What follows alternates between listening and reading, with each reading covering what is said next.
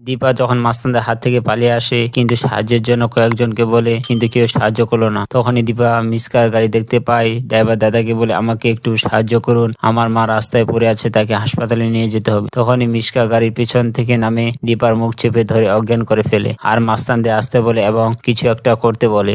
মাস্তানরা বলে রাস্তায় পুলিশ আছে।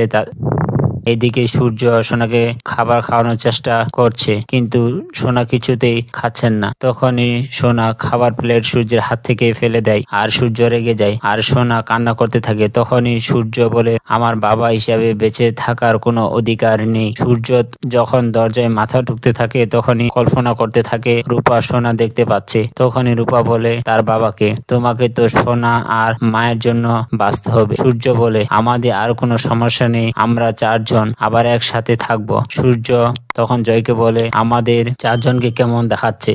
জয় তখন সূর্যকে বলে, এখানে কেউ আসেনি, তুমি যা দেখছো ভুল দেখছো। তখনই সূর্য ঘুরে পেছনে তাকায়, দেখে কেউ নেই। সূর্য বলে, আমার সাথে কেন এরকমটা হচ্ছে? আর এই দিকে মিসকার গাড়ি কয়েকজন ছেলে আটকে দেয়। তখনই মিসকা বলে, গাড়িতে তার দিদি আছে, তাকে হাসপাতালে নিতে হবে। তখনই ছেলেরা বলে, আসলে আমরা পূজার জন্য চাঁদা তুলছিলাম, আপনি যান, সামনে হাসপাতাল আছে। তখনই মিসকা ছেলেদের চাঁদা দিতে চায় আর এদিকে সূর্য বারবার দীপার কথা মনে পড়ে। তখনই মিসকা সূর্যের ফোনে SMS করে, তোমাকে সোনাকে নিয়ে বাঁচতে হবে, তাই SMS করলাম।